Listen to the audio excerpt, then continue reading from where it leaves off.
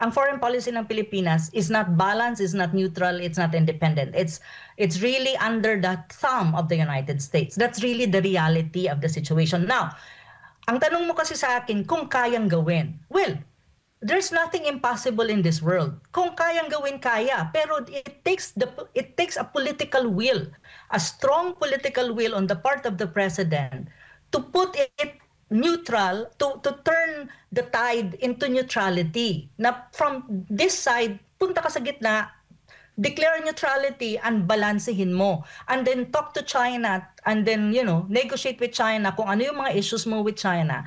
And then tell China that, we will be neutral on these issues. And again, but you need to have the political will to do that. And the question is, may political will ba si Marcos Jr. to even do that?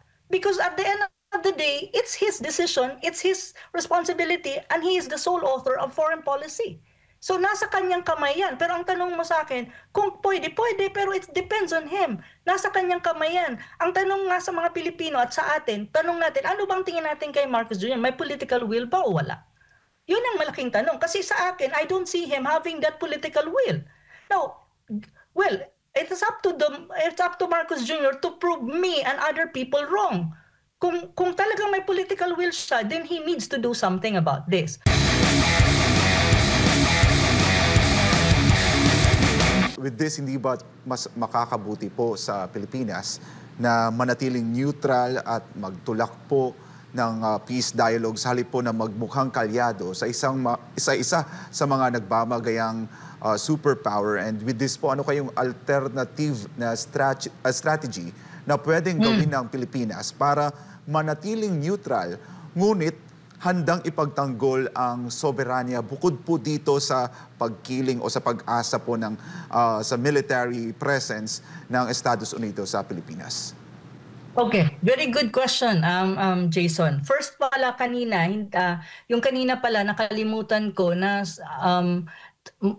may sinabi din tungkol sa tungkol sa yung not only evacuation at yung deployment din ata ng mga military assets sa Pilipinas is connected to the fact na tayo nagigitna sa tinatawag mong great power or major power rivalry in the Asia Pacific. Ang involved diyan ay ang China, ang United States basically. So ang tanong mo, paano natin mai-insulate ang Pilipinas sa ganitong possibilities? Kasi hindi to joke. Ito ay seryosong bagay na kailangan nating isipin at kailangan nating tignan kung paano maiiwasan ng Pilipinas magitna sa mga nag-uumpugang malalaking bato.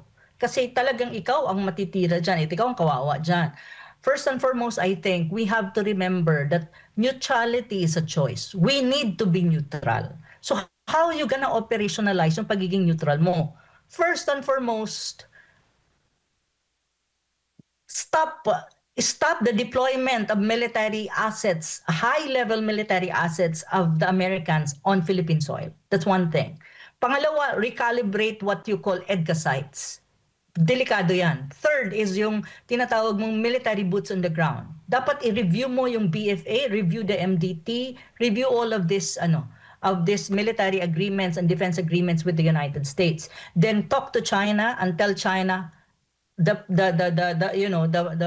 Philippines is neutral.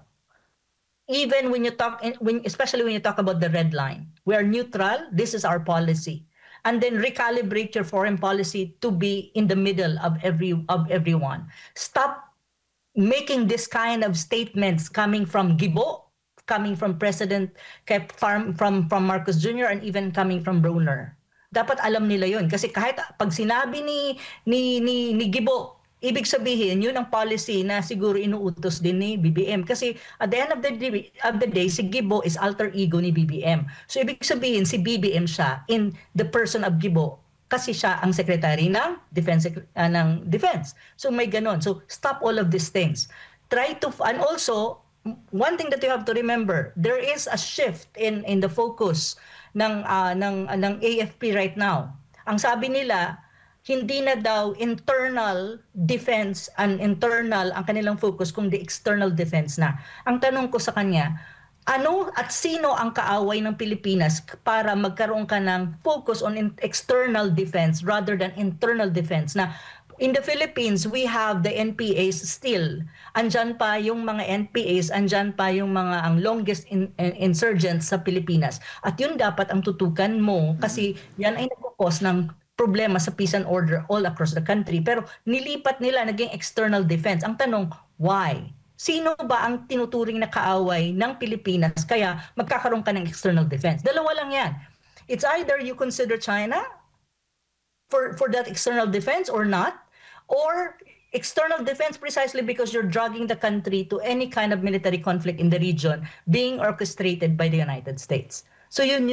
Isa yun sa mga signs kung bakit nagkaroon ng pivot to external defense. So ito yung mga bagay na dapat baguhin, ilagay sa tamang direksyon ng gobyerno at lalo na ni BBM. Kasi si BBM ang sole author at saka architect ng foreign policy. Kung pwede ko lang may advocate na, alam mo yon, cut down on all of this defense, military, how do you call that, too much of it with the NATO allies. Kasi ang problema, hindi lang naman with the United States. Karamihan ng ginagawa ng Pilipinas is forging some kind of defense and military agreements. Ang kalalabasan niyan is more on militarization of the Philippines by other countries, especially NATO allies and the United States. Na hindi ko maintindihan, why do you have to focus on that when there are other things na dapat mong i-focus? I think you need to recalibrate that. Kung hindi naman kailangan, kasi at this time, to be frank, these are not deterrents. If the Philippines, the ultimate deterrence when you talk about geopolitics and when you talk about military conflict is nuclear power. When you talk about nuclear arm or nuclear military capacity, yun yung ultimate deterrent. Kaya nga countries like Iran, North Korea, they have that. It's precisely because that's the ultimate deterrent. But trying to have, like for example, asking United States or welcoming United States to deploy all of this military assets ng United States is not a deterrent at all. It's not even, we will not be at par with a country like China if that's what you want to. Kasi gina-justify ni Gibo na deterrent siya, pero it's not really. So ang aking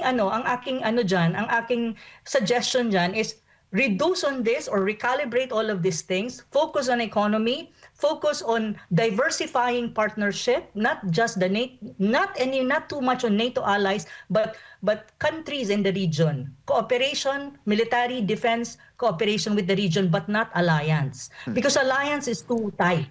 So yun yung mga bagay na dapat siguro isipin ng ating gobyerno. At yun ang kanilang bigyan ng focus. Hindi yung tipong, yes, Prof. Para na tayo 51 state of the United States sa sitwasyon natin under a BBM government. It's not good for us. In the long run, it's not good. But ang problema nga, ang lakas-lakas natin when it comes to this defense, pinapagamit natin ang Pilipinas sa Amerika. Pero when you talk about the economy, the Americans are not putting money for our economy.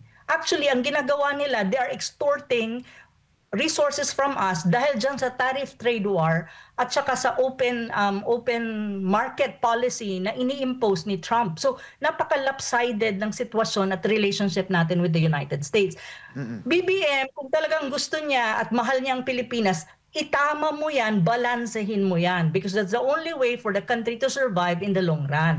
3 years pa siya sa opisina niya at 3 years pa tayong we will always be on the edge kapag ganito ang sitwasyon. Yes, Prof. Prof, you've mentioned something, a word po na balanse. So, posible po ba na mabalanse po ng pamahalaan ng relasyon nito between China and the US nang hindi nasasakripisyo yung pabansang kalayaan at ekonomiya ng bansa?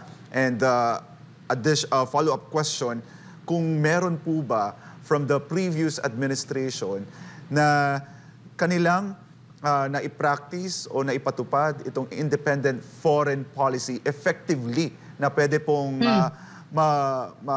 ma-copy-paste, pwedeng maggaya ni Pangulong Bongbong Marcos?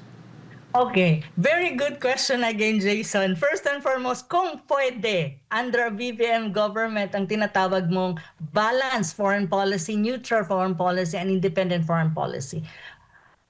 To be honest with you, it's a decision that Marcos Jr. has to make.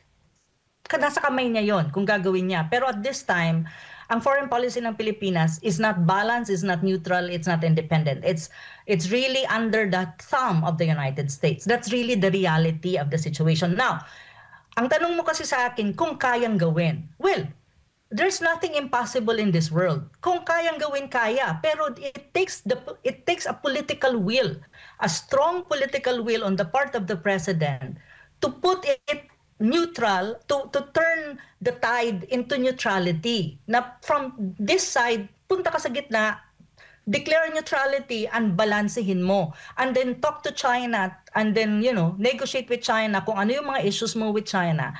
And then tell China that, we will be neutral on these issues. And again, but you need to have the political will to do that. And the question is, may political will ba si Marcos Jr. to even do that? Because at the end of the day, it's his decision, it's his responsibility, and he is the sole author of foreign policy.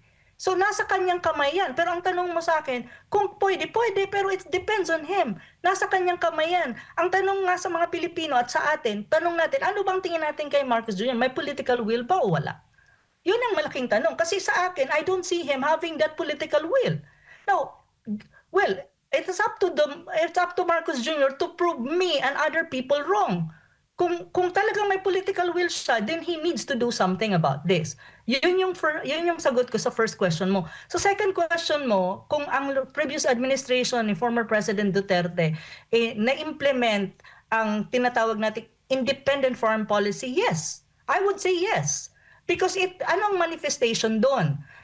We have ang relationship ni Digong with the United States was not perfect, and what's not really it's not really rosy in every sense, but there was that relation. In a way, we had a very what you call civil relation, parang civil lang na relasyon with the United States, na there are still communication, partnership, and anything. Kasi makikita naman yun, Trump was the president at that time, tapos si Duterte president at that time. Makikita mo good ang kanilang mayroon silang rapport, they talk, and in a way we had that kind of calm relationship with the United States, but the United States cannot dictate our foreign policy during the time of President Duterte. That's one thing.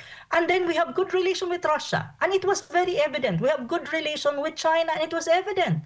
And also we had good relation with India and the rest of the South China, the rest of Asia Pacific. And relatively speaking, the South China Sea dispute was very, how do you call that?